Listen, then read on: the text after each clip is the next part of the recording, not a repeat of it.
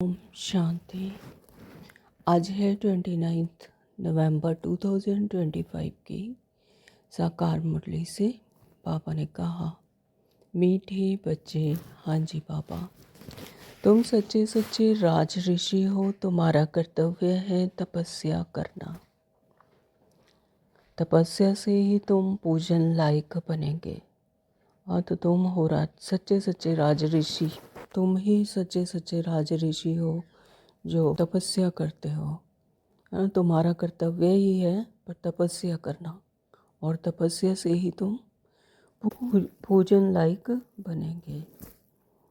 प्रश्न किया है, कौन सा पुरुषार्थ सदा के लिए पूजने लायक बना देता है? उत्तर दिया है बाबा ने, आत्मा की ज्योति जगाने व तमो प्रधान आत्मा को सतो प्रधान बनाने का पुरुषार्थ करो। आत्मा की ज्योति, आत्मा की स्मृति को जगाना, आत्मा की कॉन्शियसनेस को जगाना, और तमो प्रधान आत्मा को सतो प्रधान, जो इस देहपान में फंस चुकी है आत्मा, आसुरी गुणों में अवगुणों में फंस चुकी है, तो उसे सतो प्रधान बनाने का पुरुषार्थ करो, यानी अपने सत्य स्वरूप में टिको। तो जब अपने सत्य स्वरूप में आत्मा टिकती है तो वो ऑटोमेटिकली ही पुरुषार्थ हो जाता है, तो सदा के लिए पूजन लायक बन जाएंगे।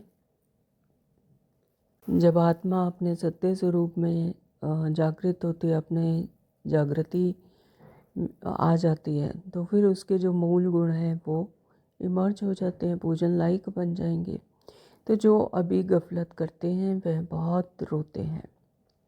तो जो इस समय पर भी सब कुछ परमात्मा सम्मुख है, अभी नहीं समझ रहे, फिर भी देहपान में, देह की दुनिया में ही फंसे हुए हैं, तो बाबा कहते हैं जैसे गफलत करते हैं तो फिर बहुत रोते हैं, क्योंकि ये बहुत वैल्यूएबल समय है, तो इसकी वैल्यू समझनी चाहिए, इसकी कीमत समझनी चाहिए, है ना। तो बाबा कहते हैं फिर जो अभी भी गफलत करते हैं तो फिर बहुत रोते हैं। अगर पुरुषार्थ करके पास नहीं हुए तो धर्मराज की सजाएं खाई, तो सजा खाने वाले पूजे नहीं जाएंगे। तो सजा खा कर जाते हैं तो क्या पूजे जाएंगे? तो जो पुरुषार्थ करके पास नहीं हुए, यानी जिन्होंने अपना पुरुषार्थ नहीं किया, परमात्मा को याद नहीं किया, जो अपने सत्य स्वरूप में नहीं टिके, है ना, तो वो जिन्हें अभी समझ नहीं आया कि मैं आत्मा हूँ, तो फिर वो धर्मराज की सजाएं खाकर जाएंगे। तो धर्मराज की सजाएं खाई तो फिर पूजे थोड़ी जाएंगे। तो सजा खाने वाले का मुंह ऊंचा नहीं हो सकता। जो सजा खाकर आया फिर उसकी पूजा होगी? कोई नहीं होगी, है ना। तो बाबा कहते सजा खाने वाले का मुंह ऊंचा नहीं हो सकता। ओम शांति। ओम शांति। बाबा रूहानी बच्चों प्रति रूहानी बाप समझा रहे हैं। पहले पहले तो बच्चों को समझाते हैं कि अपने को आत्मा निश्चय करो। पहले आत्मा है, फिर पीछे शरीर है। हाँ, तो जैसे कि आत्मा मतलब ये शरीर के द्वारा हम आंखें खोलते हैं। आत्मा शरीर की आंखों से देख रही है, कानों से सुन रही है ना, मुख से बोल रही है, और क्रियाकलाप कर रही है इस शरीर के द्वारा। आंखें बंद करते हैं तो जैसे सब कुछ बंद हो गया अंदर, आंखें खोली तो जैसे सारा सृष्टि हमारे सामने आ गई, सारा संसार हमारे सामने आ गया है। तो आत्मा के अंदर है शरीर। शरीर भी जो है आत्मा के अंदर है। इस बात को समझना है।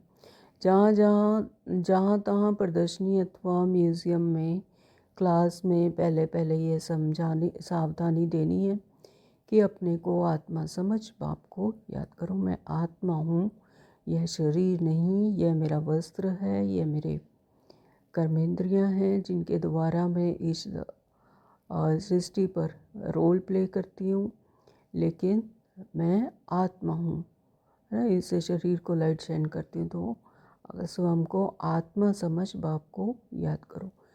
बच्चे जब बैठते हैं सब देही अभिमानी होकर नहीं बैठते हैं। यहाँ बैठते भी कहाँ कहाँ ख्यालात जाते हैं, है ना। अगर आत्मिक स्मृति में बैठे तो फिर तो ख्यालात कहीं जाएंगे नहीं। तो बाबा कहते देही अभिमानी होकर नहीं बैठते। तो यहाँ बैठते भी कहाँ कहाँ ख्यालात जाते हैं। सत्संग में जब तक कोई साधु आदि आए तब तक क्या बैठ करते हैं, कोई ना कोई ख्यालात में बैठे रहते हैं, है। तो फिर साधु आया तो कथा आदि सुनने लगते हैं। तो बाप ने समझाया ये सब भक्ति मार्ग में सुनना सुनाना है ना। तो यहाँ तो स्मृति जगानी है अंदर से अपनी। भक्ति मार्ग में हम कथा कहानियाँ सुनते आए, कथा कहानी सुने और कनरस हुआ, लिया और चलो घर को, है ना। लेकिन यहाँ पर वो भक्ति मार्ग है, उतनी देर ये होगा उसका, ये अल्प फ़ायदा ये होगा कि उतने देर कोई असुरी ख्यालात नहीं चलेंगे, है ना। तो उसका भी एक अल्प काल का फ़ायदा था उसका भी। तो भक्ति मार्ग में सुनना सुनाना है। बाप समझाते हैं यह सब है आर्टिफिशियल, इनमें है कुछ भी नहीं। दीपमाला भी आर्टिफिशियल मनाते हैं, तो जो दिवाली मनाते हैं वो भी आर्टिफिशियल है। यहाँ पर घर घर में दीप जलाते हैं। दीप तो एक्चुअली कहाँ जलानी है, अपने आत्मिक स्मृति की, वो है असली दिवाली। बाप ने समझाया है ज्ञान का तीसरा नेत्र खुलना चाहिए, तो घर घर में सोच रहो, है ना। तीसरा नेत्र ऐसा नहीं कि कोई तीसरी आँख खुल जाएगी। यह है ज्ञान का तीसरा नेत्र, यानी जो अंदर से स्मृति आएगी ज्ञान का, है ना। ज्ञान मिला तो ज्ञान से अंदर से स्मृति जागी, उसे कहते हैं तीसरा नेत्र खुलना। तो घर घर में सोच रहा भी हो। अभी तो घर घर में अंधेरा ही है। जब पता ही नहीं तो फिर स्मृति नहीं है, जागृति नहीं है, तो फिर जैसे अंधेरे में ही है। अंधेरे में ही पत्थर मार रहे हैं, परमात्मा को याद करें लेकिन विधि नहीं पता कनेक्ट होने की, तो घर घर में अंधेरा ही है।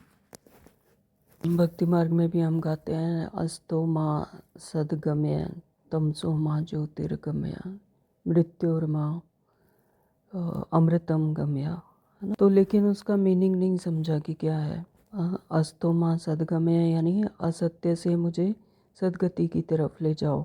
तमसो माँ ज्योतिर्गमय यानी अंधेरे से मुझे ज्योति की तरफ ले जाओ। मृत्योर्मा अमृतम गमय यानी मुझे विनाश से अविनाश की तरफ ले चलो, ना। लेकिन उसे गाते हैं, ये समझते नहीं कि क्या क्या कह रहे हैं।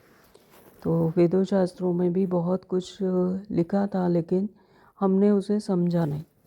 क्यों? क्योंकि अंदर से वो ज्ञान का तीसरा नेत्र नहीं खुला, यानी वो ज्ञान चक्षु नहीं खुले, ज्ञान नहीं था।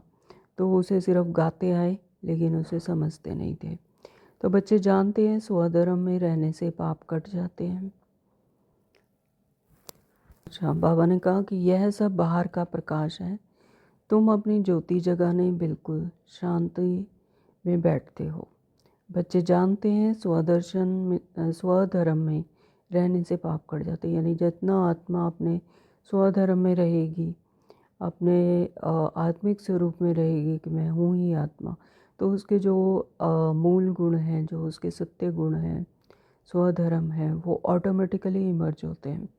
तो फिर बाबा कहते पाप कटते जाते हैं। जन्म जन्मांतर के पाप इस याद की यात्रा से ही कटते हैं। जन्म जन्मांतर के पाप इस याद की यात्रा से कटते हैं। जब याद से ये याद आता है कि मेरा सत्य स्वरूप है ही आत्मा, मैं हूँ आत्मा, है ना। तो यहाँ पर मैं सिर्फ एक रोल प्ले कर रही हूँ, रोल जो मुझे मिला हुआ है ड्रामा अनुसार, सिर्फ ये रोल है, ये कठपुतलियों का खेल है ना। तो ड्रामा एक खेल है इस सृष्टि चक्र का। तो जन्म जन्मांतर से जिन क्रियाकलापों को मैं मेरा लगाया, तो वो सब फिर ख़त्म हो जाते हैं परमात्मा की याद से। तो आत्मा की ज्योत बुझ गई है ना, आत्मा की ज्योत बुझ गई यानी आत्मा अपने आप को जानती ही नहीं कि मैं आत्मा हूँ। अपने मूल गुणों को ही भूल गई, अपने सत्य स्वरूप को ही भूल गई, ये शरीर को ही समझने लगी कि ये मैं हूँ। तो शक्ति का पेट्रोल सारा ख़त्म हो गया है। तो इसके लिए आत्मा के जो मूल गुण हैं, शक्तियाँ हैं, तो वो ही खत्म हो गए हैं। वह फिर भर जाएगा क्योंकि आत्मा पवित्र बन जाती है।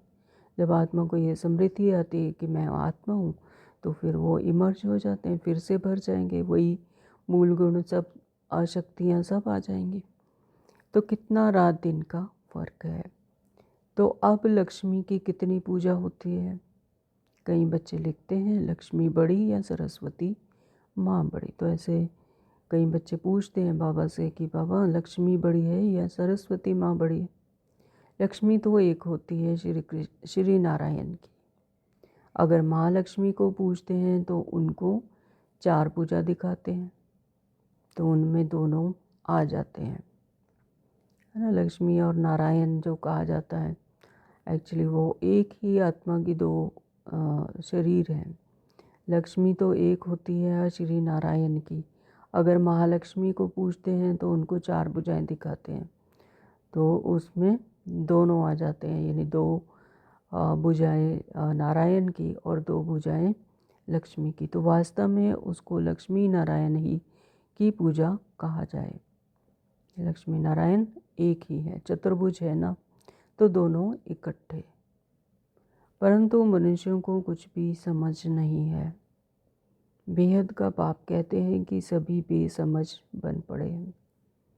यहाँ पर जो पापा ने कहा कि सरस्वती, बच्चों ने जो पूछा सरस्वती माँ बड़ी है कि लक्ष्मी माँ बड़ी है, एक्चुअली सरस्वती माँ ने जब यहाँ पर संगम युग पर जो पुरुषार्थ किया, ज्ञान सुनाया, है ना, वो है सरस्वती माँ। फिर उन्होंने ही जब सतयुग में आकर प्रारब्ध पाई तो लक्ष्मी बनी, राज्य भाग्य पाया, तो वही फिर लक्ष्मी बनी। तो बेहद का बाप कहते हैं अभी सभी बेसमझ बन पड़े हैं। लौकिक बाप कभी सारी दुनिया के बच्चों को कहेंगे कि बेसमझ हैं, तो जो लौकिक बाप हैं वो तो अपनी रचना को अपने बच्चों को ही कहेंगे जो कुछ भी कहना है, लेकिन लौकिक बाप सारी दुनिया को तो नहीं कहेंगे कि बेसमझ हैं। तो ऐसा कौन कह सकते हैं? जो परमात्मा है, जो आत्माओं का, हम सभी आत्माओं का जो पिता है, बाप है, वही कह सकते हैं। अभी तुम बच्चे जानते हो विश्व का बाप कौन है। खुद कहते हैं मैं सभी आत्माओं का बाप हूँ, तुम सब मेरे बच्चे हो। तो परमात्मा पिता ने आकर हम बच्चों को जागृति दिलाई कि बच्चों तुम मेरी संतान हो, मैं तुम्हारा बाप हूँ, तुम सब मेरे बच्चे हो। वो साधु लोग तो कह देंगे कि सब भगवान ही भगवान है। तुम जानते हो बेहद का बाप बेहद का ज्ञान समझा रहे हैं हम आत्माओं को। मनुष्यों को तो देह अभिमान रहता है, मैं फलाना हूँ, है ना, तो शरीर को ही मतलब समझ रहे हैं, मैं टीचर हूँ, मैं बैरिस्टर हूँ, मैं डॉक्टर हूँ। तो यानी वो देह को और अपने उससे ही ऑक्यूपेशन से अपनी तुलना करते हैं, लेकिन ये भूल गए हैं कि हम आत्मा हैं, हमारा सत्य स्वरूप तो आत्मा है। शरीर पर जो नाम पड़ा है, मैं राम हूँ, श्याम हूँ, रीटा हूँ, सीता हूँ, गीता हूँ, है ना, तो उस पर चलते आए हैं। तो अब शिव बाबा तो हैं निराकार सुप्रीम सोल। अब शिव बाबा तो हैं निराकार सुप्रीम सोल, सुप्रीम है, वो इस जीवन मरण में नहीं आते, सर्वश्रेष्ठ हैं, निराकारी हैं ना, उनका कोई आकार नहीं, ज्योति स्वरूप है। तो उस आत्मा पर नाम है शिव। आत्मा पर नाम एक ही शिव बाबा का है, बस वह है परमात्मा। परमात्मा उनका नाम है शिव। 1 मिनट के साइलेंस में एकाग्र होकर परमात्मा को याद करेंगे।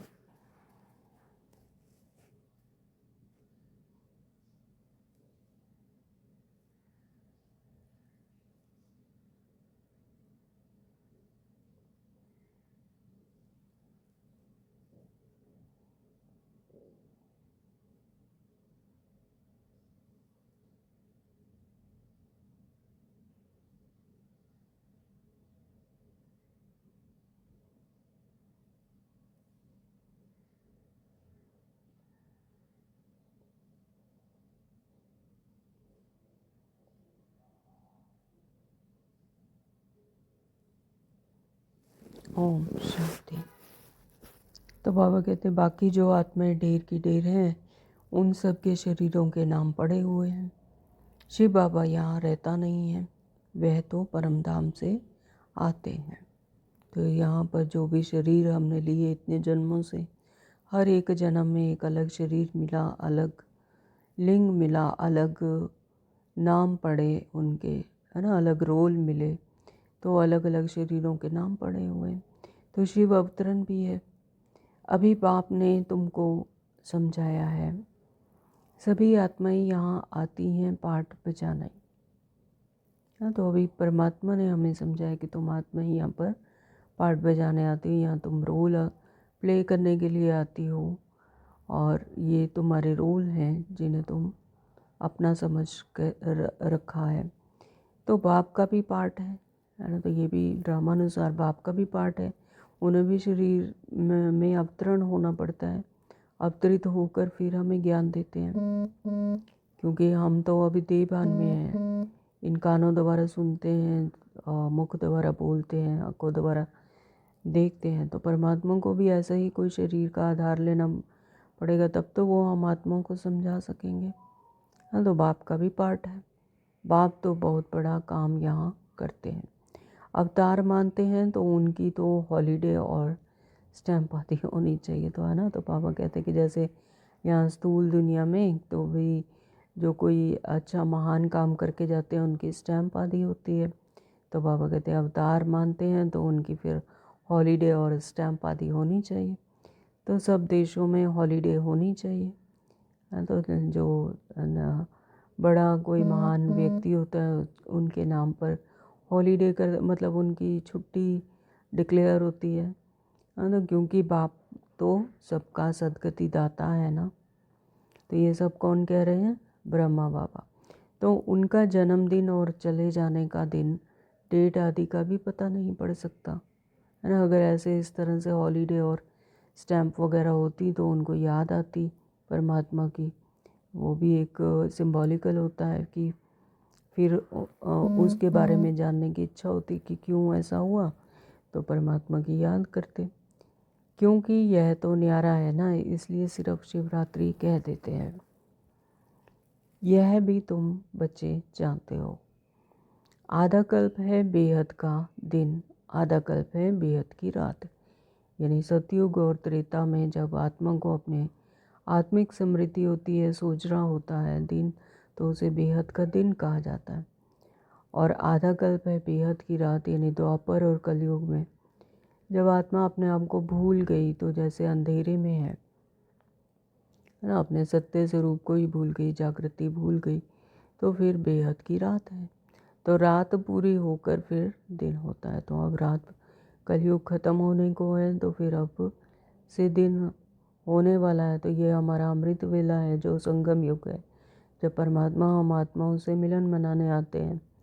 हाँ, संगम होता है आत्मा और परमात्मा का। तो रात पूरी होकर फिर दिन होता है, फिर अब सोजरा आएगा यानी दिन आएगा। तो उसके बीच में बाप आते हैं, तो ये संगम युग पर बाप आते हैं। तो यह तो एक्यूरेट टाइम है।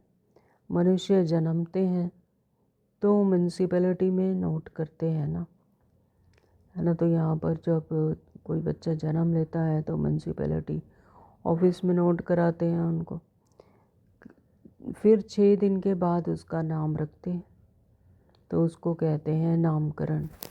कोई छठी कहते हैं। भाषाएँ तो बहुत है ना। लक्ष्मी की पूजा करते हैं, आतिशबाजी जलाते हैं। तुम पूछ सकते हो लक्ष्मी का त्यौहार आप मनाते हो? तो यह कब तख्त पर बैठी, तख्त पर बैठने का भी कोरोनेशन मनाते हैं, तो उनका जन्म नहीं मनाते, है ना। तो कोरोनेशन मनाते हैं, उन्हें लक्ष्मी का जन्म नहीं होता, लक्ष्मी का जन्मदिन नहीं मनाते, कोरोनेशन मनाते, यानी उन्हें जब राज्य भाग्य मिला। तो जो ऐसा यहाँ पर कहा जाता है कि जो राधा कृष्ण जो थे, है ना, राधा का जो बचपन था वो राधा था, और जब उनका कोरोनेशन हुआ तो वो लक्ष्मी बनी। तो लक्ष्मी का चित्र थाली में रख उनसे धन मांगते हैं, बस और कुछ नहीं है। तो लक्ष्मी से तो सिर्फ धन मांगते, धन की देवी कहा जाता है। बस और कुछ नहीं। मंदिर में जाकर भल कुछ मांगेंगे, परंतु दीपमाला के दिन तो उनसे सिर्फ पैसा मांगेंगे। हाँ, तो अलग अलग रूपों में लक्ष्मी की भी पूजा होती है, लेकिन बाबा कहते हैं कि मंदिर में जाकर भल कुछ मांगेंगे, लेकिन जब दीपमाला होती है यानी दिवाली होती है तो उस समय तो फिर उनसे सिर्फ पैसा ही मांगते हैं, है ना। ऐश्वर्य पैसा मांगते हैं, धन की देवी कहा जाता है, तो धन मांगते हैं। पैसा दो देती थोड़ी है, वह जैसी जैसी भावना है तो उसको रिटर्न मिलता है। जैसी जिसकी भावना वैसा ही फल पाए, तो उसको वैसी वैसी भावना मिलती है। ऐसा तो नहीं है कि लक्ष्मी उनको जाकर सोने के कॉइन देने लगती है या कुछ है ना। तो वो जैसी जिसकी भक्ति में भावना का बाड़ा दिया जाता है, यानी जैसी जिसकी भावना होती है उसको वैसी प्राप्ति हो जाती है। अगर कोई सच्ची भावना से पूजा करते तो अल्पकाल के लिए धन मिल जाता है। तो यह है अल्पकाल का सुख। तो यह है अल्पकाल का सुख, आज है कल नहीं, है ना। तो कहाँ तो स्थायी सुख भी होगा ना। तो स्थायी सुख बाबा हमें अब सिखाते हैं। तो स्वर्ग का तो उन्हों को पता ही नहीं है। यहाँ स्वर्ग की भेंट में कोई खड़ा हो ही नहीं सकता, है ना। तो स्वर्ग की भेंट में कोई भी खड़ा हो ही नहीं सकता, क्योंकि अभी विकारों में फंसे हुए हैं, इस देह भान में फंसे हुए हैं, तमो प्रधानता में है। तो स्वर्ग की भेंट में कोई भी खड़ा हो नहीं सकता। अगर स्वर्ग की भेंट में कोई खड़ा हो सकता तो फिर ये दुनिया उसके लिए है ही नहीं, फिर वो इस दुनिया से उपराम, है ना। तो तुम जानते हो आधा कल्प है ज्ञान, आधा कल्प है भक्ति, फिर होता है वैराग्य। आधा कल्प है ज्ञान यानी सतयुग और त्रेता में है ज्ञान, फिर द्वापर से भक्ति शुरू होती है भक्ति, और कलयुग में है भक्ति, फिर होता है वैराग्य। इन सब से भी वैराग्य समझाया जाता है यह पुरानी छीछी दुनिया है, इसलिए फिर नई दुनिया जरूर चाहिए। नई दुनिया वैकुंठ को कहा कहते हैं। नई दुनिया क्या है? वैकुंठ, उसको हेवन पैराडाइज भी कहा जाता है। तो इस ड्रामा में पार्टधारी भी अविनाशी हैं। हाँ, तो जो ये हमारा पार्ट है ड्रामा अनुसार हमें मिला हुआ है, तो ये भी अविनाशी है। ये कल्प कल्प ऐसे ही रिपीट होता है, अविनाशी है, इसका विनाश नहीं हो सकता। ये पार्ट इसी तरह से चलते आए हैं। तो तुम बच्चों को भी मालूम पड़ा है कि हम आत्मा पार्ट कैसे बजाती हैं। बाबा ने समझाया है किसको भी प्रदर्शनी आदि दिखाना है तो पहले पहले यह एम ऑब्जेक्ट समझानी है। सेकंड में जीवन मुक्ति कैसे मिलती है? 1 सेकंड में जीवन मुक्ति मिल जाती है। जीवन मुक्ति के लिए इतने 42 जन्मों से पुरुषार्थ कर रहे हैं, उसके लिए तपस्याएं कर रहे हैं, जंगलों में जा जाकर परमात्मा को पाने के लिए, जीवन मुक्ति में जाने के लिए इतनी तप कर रहे हैं, हठ योग कर रहे हैं। तो बाबा कहते हैं लेकिन यहाँ पर सेकंड में जीवन मुक्ति मिलती है। जैसे ही अपने आप की स्मृति आई कि मैं आत्मा हूँ, परमात्मा की संतान हूँ, तो जीवन मुक्ति मिल गई। अरे जन्म मरण में तो कोई ज़रूर आना ही है, जन्म मरण से तो कोई बच नहीं सकता, जन्म मरण में तो ज़रूर आना ही है। तुम सीढ़ी पर बहुत अच्छी रीति समझा सकते हो, का चित्र बना हुआ है उस पर बहुत अच्छी रीति से समझ आ जाता है। तो जो भी ब्रह्मा कुमारी सेंटर हैं आसपास, तो उस पर ज़रूर चक्कर मार कर आएँ और देख कर आएँ कि सीढ़ी का चित्र कैसे है, तो उसमें अच्छी रीति समझ सकते हैं। रावण राज्य में ही भक्ति शुरू होती है। तो रावण राज्य में ही भक्ति शुरू होती है जब त्राईमाम हो जाता है, जब आत्मा पूरी तरह से देह भान में फंस चुकी होती है, अपने आप को भूल जाती है ना। फिर अज्ञानता और दुख अशांति होती है। तो सतयुग में भक्ति का नाम निशान नहीं होता है। ज्ञान और भक्ति दोनों अलग अलग है ना। तो अभी तुमको इस पुरानी दुनिया से वैराग्य है, तुम जानते हो यह पुरानी दुनिया अब खत्म होनी है। बाप सदैव बच्चों के सुखदायी ही होते हैं। बच्चों के लिए ही बाप कितना माथा मारते हैं। बाप बच्चों को सुख देते हैं तो बच्चों के लिए सुखदायी होते हैं। बच्चों के लिए ही बाप कितना माथा मारते हैं। तो स्थूल दुनिया में भी पिता अपने बच्चों के लिए ही पुरुषार्थ करते हैं, इतना मेहनत करते हैं, माथा मारते हैं।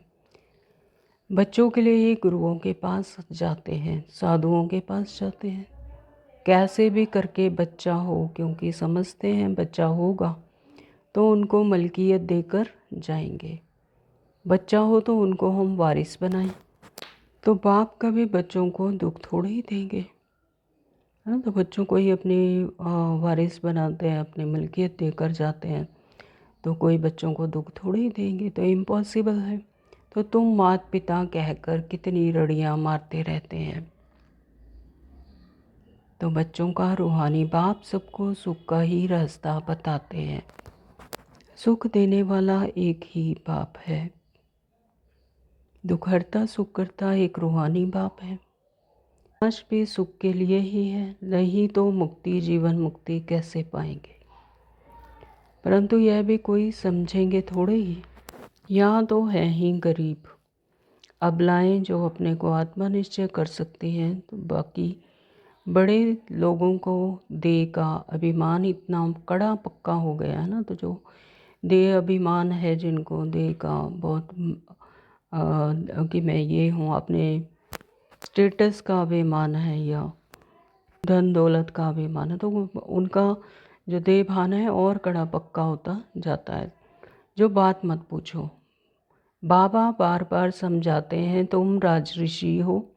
ऋषि हमेशा तपस्या करते हैं, वह तो ब्रह्म को, तत्व को याद करते हैं, या कोई काली आदि को भी याद करते होंगे। हाँ, जैसे ब्रह्म को याद करते हैं, ब्रह्म तत्व को याद करते हैं, ऐसे काली आदि काली माता की जैसे पूजा करते हैं तो उनको भी याद करते होंगे। बहुत सन्यासी भी हैं जो काली की पूजा करते हैं, माँ काली कह पुकारते हैं। बाप कहते हैं इस समय सब विकारी है, काम चिता पर बैठ सब काले हुए हैं। माँ बाप बच्चे सब काले हैं। काले हैं यानी विकारी हैं, तो सब काले हुए पड़े हैं, यानी अपने अज्ञानतावश विकारों में फंसे हुए, देहभान में फंसे हो। तो यह बेहद की बात है। सतयुग में काले होते नहीं। तो सतयुग तो है ही सोजरे की दुनिया, वहाँ पर तो समझ है आत्मा को, तो काले होते ही नहीं, वहाँ गोरे होते हैं। सब हैं गोरे, गोरे हैं यानी समृद्धि है अपनी, तो फिर कभी सांवरे बनते हैं। तो यह तुम बच्चों को बाप ने समझाया है। थोड़ा थोड़ा पतित होते होते अंत में बिल्कुल ही काले हो जाते हैं। आधो द्वापर युग से धीरे धीरे जब दो पुरुष शुरू हो जाते हैं, देहभान में फंसने लगते हैं, तो पतित होते होते अंत में बिल्कुल ही काले हो जाते हैं।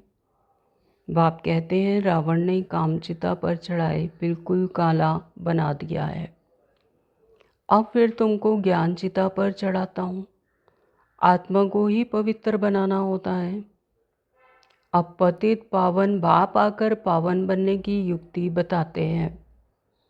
पानी क्या युक्ति बताएंगे, है ना। तो जैसे जो होली नदियाँ कहा जाता है, वहाँ पर जाकर स्नान करते हैं, कहते हैं कि पतित से पावन बन गए। तो बाबा कहते हैं अब पानी तो क्या युक्ति बताएंगे, पतित पावन तो बाप बनाते हैं, परमात्मा बनाते हैं, है ना। तो ज्ञान का सूजरा जब आत्मा को मिलता है तब तो आत्मा पवित्र होती है। वो शरीर जो पानी में नहा कर सोचते हैं कि हम पावन हो गए, तो ऐसा नहीं होता है। परंतु तुम किसको समझाओ तो कोटों में कोई ही समझ कर ऊँच पद पाते हैं। तो ये 63 जन्मों का इतना देहभान है, इतने देहभान में फंसे हुए हैं कि किसी को समझाओ तब भी वो समझेंगे नहीं, क्योंकि वो पुरानी आदत, पुरानी बिलीफ सिस्टम उसको छोड़ते नहीं। तो कोटों में कोई कोई में भी कोई, बाबा कहते हैं वो समझकर ऊँच पद पाते हैं। अभी तुम बाप से अपना वर्षा लेने आए हो 21 जन्मों के लिए। तुम आगे चलकर बहुत साक्षात्कार करेंगे। तुमको अपनी पढ़ाई का सब पता पड़ेगा। तो जैसे जैसे आत्मा याद करती है परमात्मा को, तो उसको अपनी स्मृति आती है, साक्षात्कार होते हैं अपने आप के। तो तुम आगे चलकर बहुत साक्षात्कार करेंगे।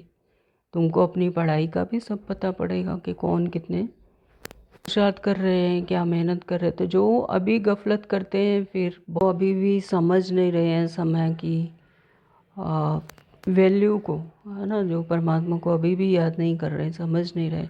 तो बाबा कहते गफलत करेंगे तो फिर बहुत रोएंगे। सजाएं भी बहुत होती है ना, फिर पद भी भ्रष्ट हो जाता है, मुंह ऊंचा कर नहीं सकेंगे, है ना। तो सजाएं बहुत खाएंगे, सजाएं खाकर फिर कोई पद थोड़ी पाएंगे, फिर तो पद भ्रष्ट हो जाता है, फिर ऊंचा मुंह नहीं कर पाएंगे। तो इसलिए बाप कहते हैं मीठे मीठे बच्चों पुरुषार्थ कर पास हो जाओ। तो जैसे स्थूल दुनिया में भी पिता है, वो अपने बच्चों को समझाते हैं कि भाई ऐसे तुम मेहनत करो, पढ़ाई करो, नहीं तो तुम पास नहीं हो पाओगे, है ना, दुनिया में क्या करोगे। तो इसी तरह से परमात्मा पिता भी हम आत्माओं को, हम बच्चों को ऐसे बताते हैं कि मीठे मीठे, अब समझा नहीं देते हैं, अटेंशन देते हैं कि मीठे मीठे बच्चों पुरुषार्थ कर पास हो जाओ, तो जो कुछ भी सज़ा नहीं खानी पड़े, तब पूजन लायक भी बनेंगे। तो सज़ा खाई तो फिर थोड़े ही पूजे जाएंगे। तो तुम बच्चों को पुरुषार्थ बहुत करना चाहिए, अपनी आत्मा की ज्योति जगानी है। अभी आत्मा तमो प्रधान बनी है, उनको ही सतो प्रधान बनाना है। आत्मा है ही बिंदी, है ना, तो अभी आत्मा तमो प्रधान बनी हुई है, तो उसे सतो प्रधान बनाना है। परमात्मा की याद से, अपने सत्य स्वरूप की जागृति से, इस देहभान से न्यारे होकर सतो प्रधान बनाना है। जो जो इस देहभान का से न्यारे होते जाएंगे, यानी देह में रहते हुए ही जीवन मुक्ति। तो आत्मा है ही बिंदी, आत्मा का कोई आकार नहीं है, आत्मा बिंदी है। उस बिंदी में ही सारा समाया हुआ है, 84 जन्मों का सारा जो चक्र है वो समाया हुआ है। तो एक सितारा है, उनका और कोई नाम रख नहीं सकते। बच्चों को समझाया है, उनका साक्षात्कार हुआ है। स्वामी विवेकानंद और रामकृष्ण परमहंस का बतलाते हैं, उसने देखा उनसे कुछ लाइट निकली, सो तो आत्मा ही निकलती है। तो उसने समझा वह मेरे में समा गई। तो अब आत्मा कोई आकर समा थोड़ी जा सकती है, हाँ, वह तो जाकर दूसरा शरीर लेती है। तो पिछाड़ी में तुम बहुत देखेंगे। तो नाम और रूप से न्यारी कोई चीज़ होती नहीं। आकाश पोलार है, उनका भी नाम है। अब यह तो बच्चे समझते हैं, कल्प कल्प स्थापना जो होती आई है वह होनी ही है। तो यहाँ पर कल्प कल्प स्थापना होती है, ये कोई एक कल्प की बात नहीं है, तो हर हर कल्प ऐसा ही होता है। आकाश क्या है, पोलार है, उनका भी नाम है ना, तो वो भी तत्व है। तो अब यह बच्चे समझते हैं। तो यह कल्प कल्प स्थापना जो होती है ये तो वह तो होनी ही है। तो हम ब्राह्मण नंबरवार पुरुषार्थ करते रहते हैं। जो जो सेकंड गुजरता है उसको ड्रामा ही कहा जाता है। सारी दुनिया का चक्र फिरता रहता है। तो यह 5000 वर्ष का चक्र जो मिसल फिरता रहता है, टिक टिक होती रहती है। अभी तो मीठे मीठे बच्चों को सिर्फ बाप को ही याद करना है। चलते फिरते काम करते बाप को याद करने में ही कल्याण है। फिर माया चमाट लगा देगी। तो जैसे ही देहभान में आए, संकल्प आया, तो फिर माया चमाट लगा देगी, नीचे गिरा देती है। तो चलते फिरते काम करते हर समय एक एक सेकेंड, एक एक श्वास परमात्मा को याद करना है, याद रखना है उस सर्वशक्तिमान को। तो इसमें ही कल्याण है। तुम हो ब्राह्मण, भ्रमरी मिसल कीड़े को आप समान ब्राह्मण बनाना है। हाँ, तो बाबा हमें क्या कहते हैं, तुम हो ब्राह्मण। जैसे भ्रमरी होती है ना, भ्रमरी एक होती है कीड़ा लाइक होता है, तो वो भी क्या करती है, छोटे छोटे कीड़ों को आप लाती है अपने उसमें, जो उसका घर होता है रहने का स्थान, वहाँ पर लाती है और उसमें भूं भूं करती रहती है है ना, बंद कर देती है उसको। मिट्टी का टाइप का घर होता है। फिर क्या होता है कि उसमें से भी भ्रमरी बन के निकल जाते हैं। तो बाबा ऐसे ही कहते हैं कि तुम भी भ्रमरी मिसल कीड़े को आप समान ब्राह्मण बनाना है, यानी ज्ञान दे देकर बच्चों को उनको याद कराना है और उनके सत्य स्वरूप की, तो वो भी अपनी आत्मिक समृद्धि में टिक जाएंगे। वह भ्रमरी का तो एक दृष्टांत है। तो बाबा वो तो एक एग्जाम्पल देते हैं। तो तुम हो सच्चे सच्चे ब्राह्मण। ब्राह्मणों को ही फिर देवता बनना है, इसलिए तुम्हारा यह है पुरुषोत्तम बनने के लिए संगम युग। यहाँ तुम आते ही हो पुरुषोत्तम बनने के लिए, पहले ब्राह्मण जरूर बनना पड़े।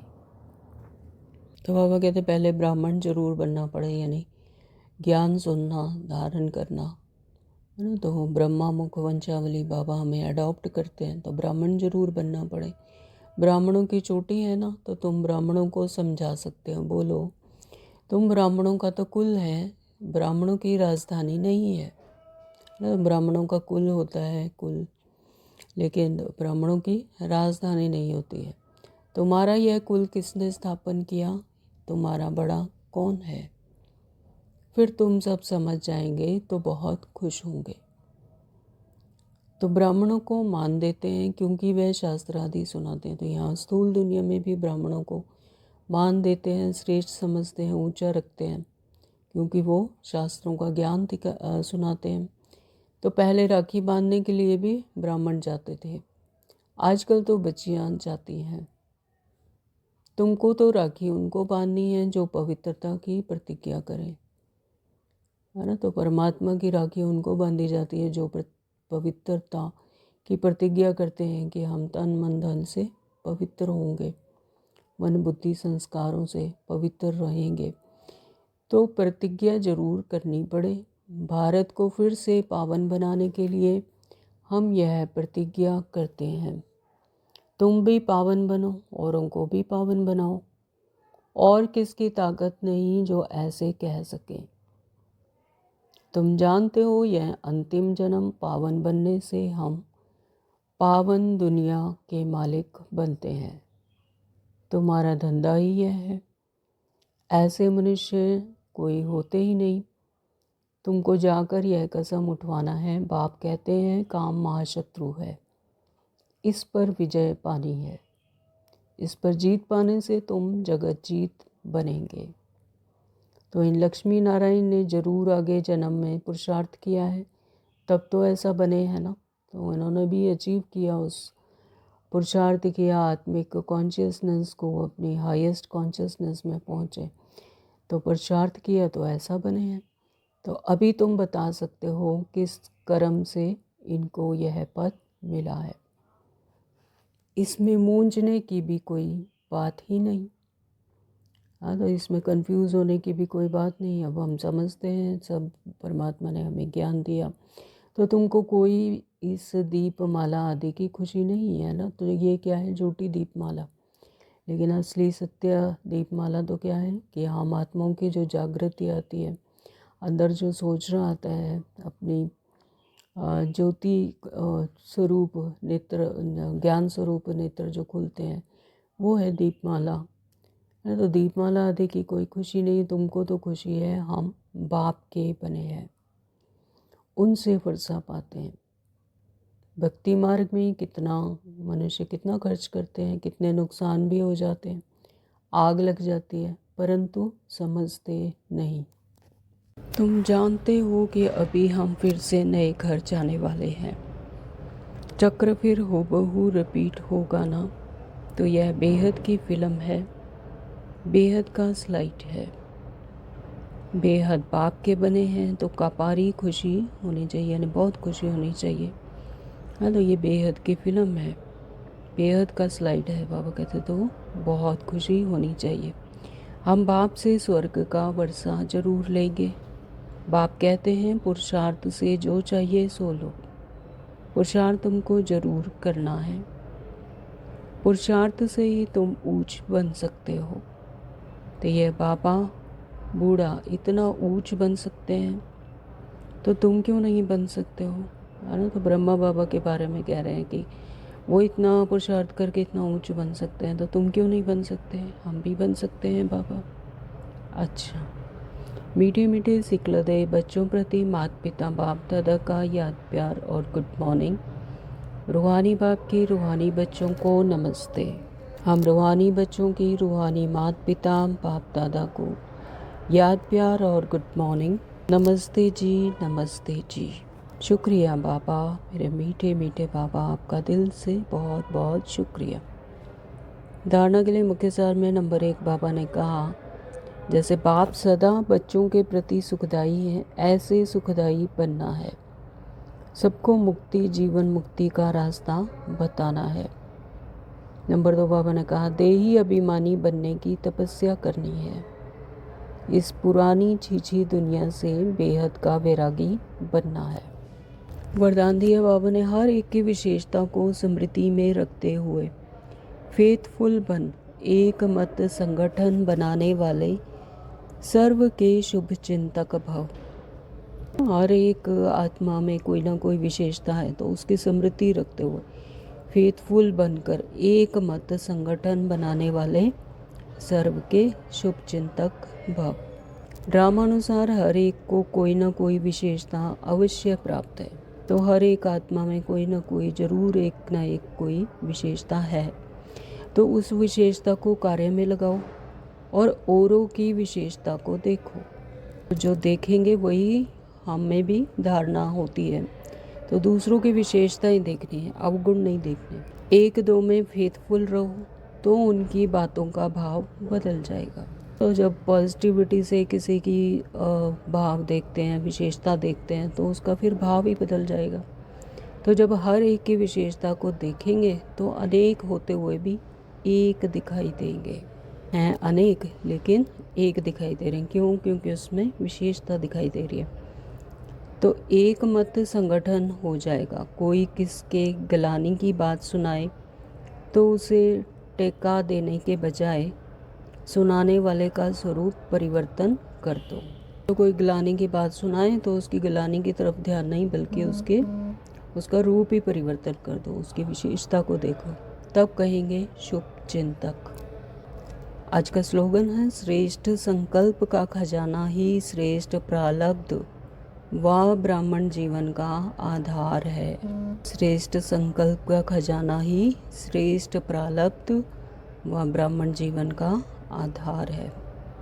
ओम शांति। आज के अव्यक्त इशारे हैं, अशरीरी व विदेही स्थिति का अभ्यास बढ़ाओ। अगर सेकंड में विदेही बनने का अभ्यास नहीं होगा तो लास्ट घड़ी भी युद्ध में ही जाएगी, है ना। तो जैसे ही कोई परिस्थिति आती है तो विदेही बन जाओ, आत्मिक स्मृति में रहो, तो वो परिस्थिति पास हो जाएगी, यानी पार हो जाएगी। तो बाबा कहते हैं अगर ऐसा अभ्यास नहीं हुआ तो लास्ट घड़ी में भी युद्ध ही चलती रहेगी। क्यों, क्या, कैसे में फंसते रहेंगे। और जिस बात में कमज़ोर होंगे, चाहे स्वभाव में, चाहे संबंध में आने में, चाहे संकल्प शक्ति में, वृत्ति में, वायुमंडल के प्रभाव में, जिस बात में कमज़ोर होंगे उसी रूप में जानबूझकर भी माया लास्ट पेपर लेगी। वहीं से परिस्थितियाँ आएंगी, वहीं से क्वेश्चनिंग आएंगी। जहाँ से कमज़ोर हैं, जिस बात में कमज़ोर है, वहीं से जानबूझकर माया लास्ट पेपर लेगी। इसलिए विदेही बनने का अभ्यास बहुत ज़रूरी है ना। विदेही बने तो सब पेपर पास।